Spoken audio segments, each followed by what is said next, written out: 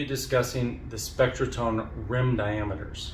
Now I've put up here the color chart. So from bright to dark, we've got red, orange, yellow, green, blue, violet.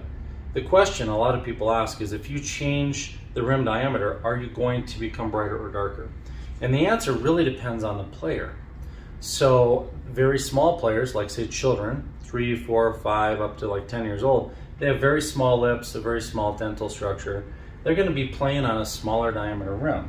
And they may be down to even a 550, which is pretty small, okay? That is the smallest size that we make in the SpectraTone series, and it works typically for kids that are 3 to 7 or 8 years old, and then they go larger than that. By the time you're about 10 years old, you're probably going to be on a 570, and by the time you are, I would say, an adolescence and you really start to grow, then you may move up to around a 600. And after that, it just depends.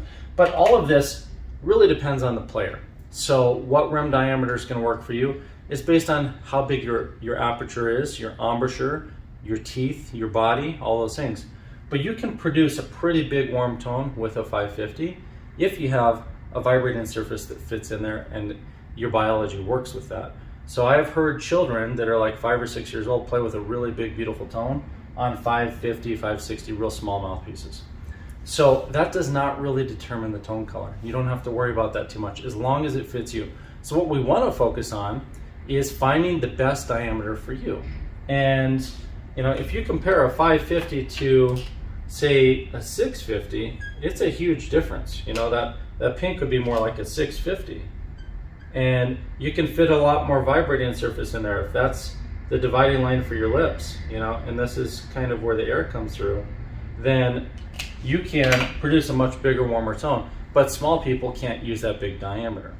So what you want to do is find the rim that's going to fit your embouchure and your aperture the best. So let's just draw a typical aperture. This is the bottom lip, okay?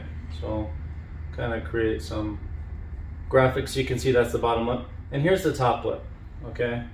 And the top lip usually has less of the soft flesh showing, okay?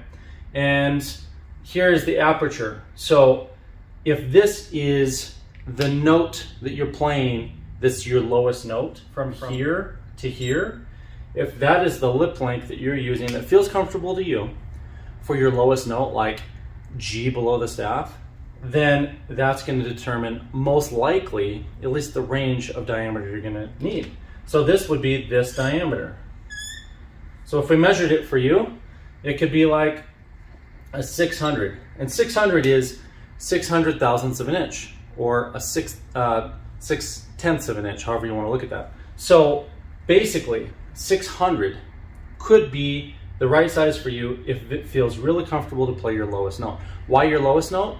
Because your lowest note typically is going to be the one where the lip length is the longest. So we're talking about this bottom lip is vibrating for that note, and whatever that length is, it feels comfortable, that's it.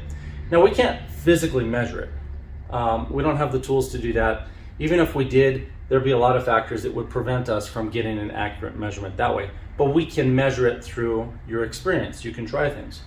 So if you have been playing on a 3C, which is what, a 600 is actually like probably a 5C, but let's say you're playing on a 3C, it's a little bigger than this.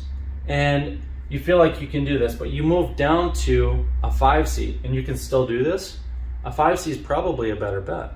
If you can go down to a 7C and this still feels really good playing low, you've got that vibrating surface held from end to end on the mouthpiece, then maybe you can go even smaller. And I always recommend playing on the smallest diameter that feels good to you, that gives you your full range. And I'm really talking about full range from high to your lowest note. Don't focus on just high. Make sure you can do all of it.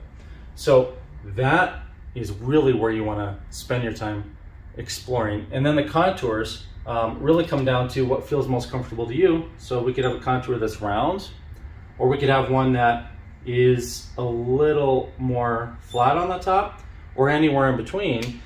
And that is really going to be determined by your dental structure. So if you have a high point on your lips, somewhere or on your teeth somewhere, and when your lip touches and your rim touches on that, if you can center on that high point, then you're going to have the most blood flow. And high points, typically it doesn't matter as much which version you have, because the high point itself is like this little tiny piece that touches, not really, but it creates the pressure on the other side of the rim. So if you have a nice high point and you can focus on it, and that high point happens to be higher or lower, that can affect the diameter.